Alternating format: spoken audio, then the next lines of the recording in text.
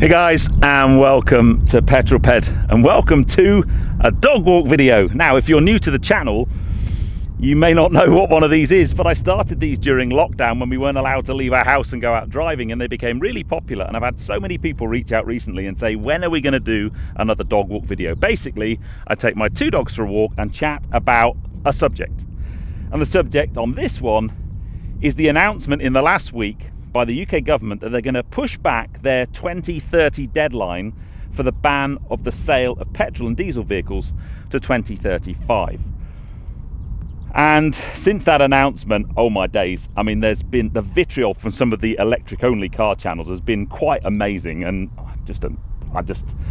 honestly, I think there's a subject we should have a chat about, because let me put out a few things. Come on, you go, you need to go faster than that. She's so slow nowadays. So first up, I have absolutely no beef with the whole reduction of carbon emissions. The impact that transportation systems have on our global environment is a huge concern. Any climate change deniers in the audience, basically, what rock have you had your head under for the last 5, 10, 15 years? We have a huge problem globally, and we need to do all we can to address it. So I want to put that out there. I totally agree with the requirement to do something about CO2 emissions in the transportation sector. My problem has always been, I'm not convinced that the simple answer is, let's just ban petrol and diesel and do everything with electric. I just don't think it's that simple. I also don't think that we have really made the strides that we need to do to make that transition to all electric in the time frame that's set out in front of us, whether that's availability of cars, public charging infrastructure, or the cost of that to the general member of the public. I still think there's a long way to go. So the pushing back of that deadline by 5 years is no great surprise, really. The German government did a similar thing not that long ago. My challenge with it is, I think it needs to have a more comprehensive discussion. EVs are, of course, part of the solution, zero tailpipe emissions, although they're not as holistically green as everybody makes out. There's still issues in the manufacturing process, in the production of batteries, where you get your power from, all of those types of things. The big challenge for many of us, if I've run an EV as a long-termer, I've got my own off-street parking and my own charger at home, and if you have that, they're brilliant things, so easy to live with. You can make huge cost savings, especially if you've got some off-peak saver on your electric supply. They're fantastic things. However, many people in the UK don't have their own off-street parking. They don't have the ability to charge at home, and that makes owning an EV far more challenging, far more difficult. The other problem I have is the ban originally was no internal combustion engine, so petrol or diesel vehicles from 2030, but we could still do self-charging hybrids and plug-in hybrids till 2035, and then from 2035 EV only. I still think that hybrids should be in the mix, whether that's plug-in hybrids or self-charging hybrids. From an environmental impact perspective, they're actually they're pretty good.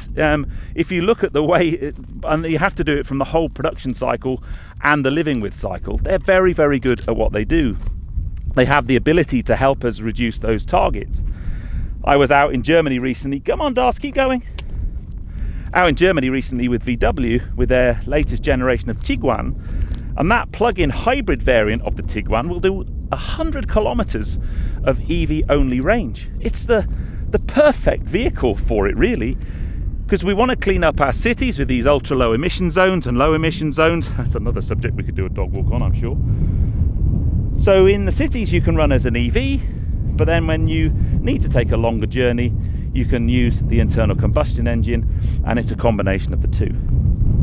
But then there's a whole other raft of technologies that we need to be talking about as part of that mix that aren't just pure EV, and that's the challenge that I have. Go on, smush. Yeah, you're always bouncing and jumping. Come on, keep going. No, keep going. Don't be such a bully. Go. So I still think we've got a conversation to be had around personal transportation and whether the answer is pure EV or not. Whether we like it or not, I think the future probably holds for us, a lot less people owning their own vehicles and a lot less people driving around, maybe using more sort of public transport. But what about public transport? What's the solution for that? Because, you know, is EV the solution for that? This is where the extra bit of a conversation needs to take place.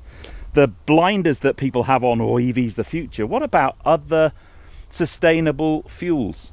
What about the work that the likes of Porsche are doing on sustainable fuels? Admittedly, the problem with sustainable fuels, two problems. Big problem is scale.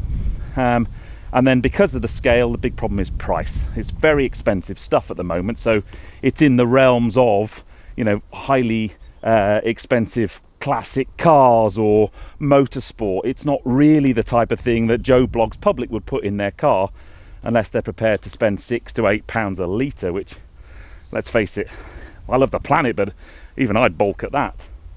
But sustainable fuels and investment in that surely needs to be part of the mix, part of the conversation. And certainly that's a way of us keeping legacy vehicles on, because although we can't, even if we hit our targets, can't make new internal combustion engine vehicles, there'll still be a historic legacy amount of internal combustion vehicles around for many, many years to come, and they need to run on something, and that something might not be dinosaur juice. It might be a more sustainable fuel. So sustainable fuels have to be part of the conversation, in my view, and I think that that's just not something I see happening at that level. It's a more complex conversation for sure, but it needs to be part of it. Mush! Come on, slow coach. Exercise is good for you. Stop bouncing up and down, you nutcase. I know. Go, go, go, go. What a beautiful morning it is today, though. Absolutely stunning. The last part of the conversation around this I want to talk about is hydrogen. And I think this becomes particularly important when we look at public transportation, like buses. I know there are a number of local authorities that are running fleets of hydrogen buses, light transportation, heavy transportation, and agriculture. We've got a farm just here. EVs aren't going to work on a farm. The work cycle of a tractor or a forager or a combine harvester is just too long. You know, when the guys were harvesting the crops on the farm, they were out running their tractors 12, 13, 14 hours a day. Imagine doing that with electric. You do it 3 hours and you have to go in and charge it for an hour. It just doesn't work, and that's where hydrogen plays a part, and the work of people like JCB. Tune into Harry Metcalf's channel. He's done some mega stuff on hydrogen and the work that JCB are doing. Hydrogen's not perfect either. It has its challenges. Clearly we can use hydrogen in two ways. We can use it as an internal combustion engine, so hydrogen combustion. That's the stuff that JCB are doing. They've had to modify their engines a little bit, but now their heavy plant machinery runs on hydrogen combustion. Or you can use hydrogen fuel cells, where you have a compressed hydrogen tank on the vehicle, and you effectively make your electricity on the way in the fuel cell, and all that comes out the tailpipe is water. And I've driven a hydrogen powered Toyota Mirai, and very impressive it was too. Hydrogen's challenges are making the stuff in the first place. It takes quite a lot of energy to do that. Transportation of hydrogen, although actually if you make it locally at the station, the transportation becomes less of a problem, but cracking the hydrogen in the first place is a problem. So it's not perfect at all. And I think the answer, or the way I want to finish this, and then I want to see what kind of comments this video generates, is no transportation system and fuel for that system is perfect. None of them are environmentally friendly. They all have their downsides. An EV might be zero tailpipe emissions, and it might be lovely and give you a lovely sense of, oh, I'm saving the planet, but that doesn't mean it's completely environmentally friendly. There's an impact to the environment on the manufacturing of the car, the battery, the production of the electricity that goes in the battery. The weight of the vehicle creates excess tyre wear, so maybe there's an impact there. They're never ever clean. Clearly we all know the downsides of internal combustion engine vehicles in terms of their emissions, but with modern Euro 6 engines in the diesel side of things, particulate filters, more efficient engines, the use of hybridized engines, they get better and better and better. So if we think we can create a transportation system that's completely environmentally friendly and doesn't kill any polar bears, I think we are mistaken. What I would like to see, and maybe this pushing back of the target by 5 years gives us a little bit more time for a better conversation, is a more realistic view of what that transportation system looks like. I guess the last thing to mention, and this is probably where I do have some sympathy, are the car manufacturers made strategic decisions, tooled up for a future based on a 2030/2035 deadline, and that's now moved. And I do understand the complaints from them. The likes of Ford and Jaguar have been quite vocal that they need certainty, they need to know what's happening going forward. But if you flip that over, I've done quite a lot of work with Skoda recently and VW, and they're continuing to make internal combustion engine vehicles. They said, you know, Jaguar said from 2025 EV only. I was with Skoda and they're like, no, we're making internal combustion engine vehicles. We can do until 2035. We're going to. So they're still going to be part of the product mix and still be part of our range. So some manufacturers have taken it a bit more seriously than others, but I'd love to know what you think. Anyway, that's the first, perhaps quite long-winded subject. Maybe it warrants another video as well. But yeah, what a beautiful morning. Come on! No, this way. Come on. Come on. Come on. Come on. No one wants to know it. No one wants to hear from you. Come on, Dad. 12 and 4. That's what you get when you have dogs at different ages. And Hallie, the younger one, gets so excited. I take her running with me, and this is kind of, we love running up the hill up there. We've got a lovely sort of 7-mile loop that we do a couple of times a week. And when I put my running shoes on, Hallie goes absolutely nuts and starts bouncing around like that. And Darcy just goes and lies in her bed because she knows she gets a treat while we go out for a run. Next thing I want to talk about is what I think is coupled with the previous conversation, and that is the state of the car market. Now, Joe and I covered this in a podcast, the last episode of the Drive Talk podcast. If you've not watched that, I'll put a link in the description below. But the used car market, and I guess to some extent the new car market, I think has a few challenges. There has been, it was announced last week, a dip in sales of EV cars by 11%. There's still, if you look at the overall trend, there's still a growth in electric car sales, but it's tailed off and dipped, and there's a few reasons for that. Maybe part of that is the pre-registration of electric cars that took place at the end of last year, but also I think just there's a number of factors. The general state of the economy and people worrying about what's going to happen long term. But I think the big one is two things.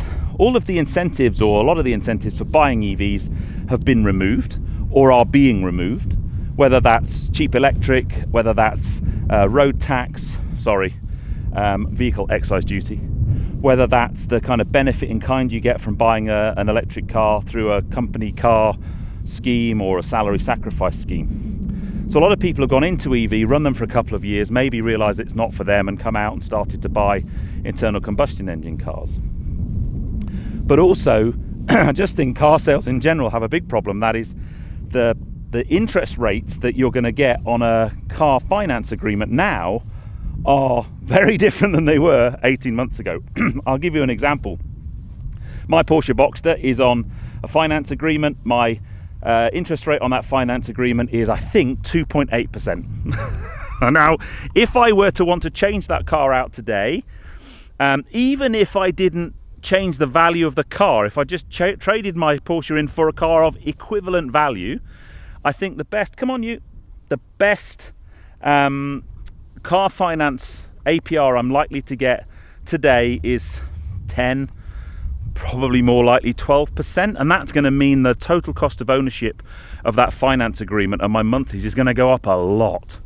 And I think what we're going to find is people coming to the end of their finance agreements, going in as they've done for the last 5-10 years to change their car out and trade it in for something else, being stung by the fact that their total cost of ownership's gone through the roof and their monthlies have gone from, I don't know, £400 a month to £800-900 a month.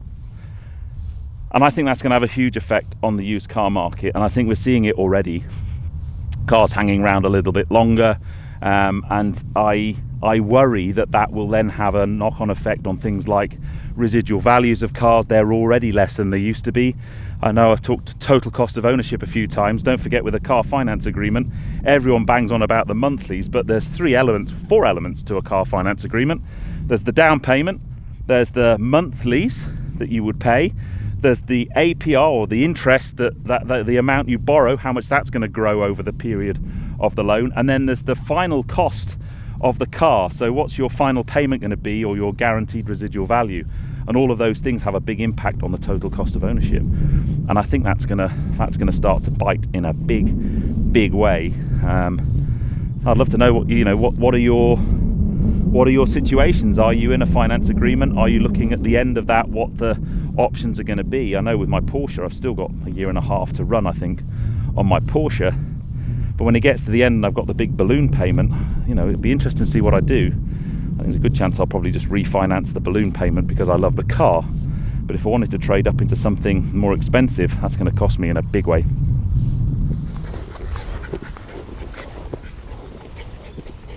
No, you don't need to be jumping up all the time. Where's the pheasant? Go and get the pheasant. Come on, Darcy, come on. Darcy. Oh, come on. Anyone to think it's dog abuse going on here? Go. It's good for you. You need to walk off the energy. We're in the car all day today. Go. So let's head home slowly. Last thing I just wanted to talk about was just a bit of a channel update, really, an update on me, because it's been a while. I guess the big thing that's changed since the last time I did a dog walk video is I am now full-time YouTube. And the whole concept of that, for me, still blows my mind.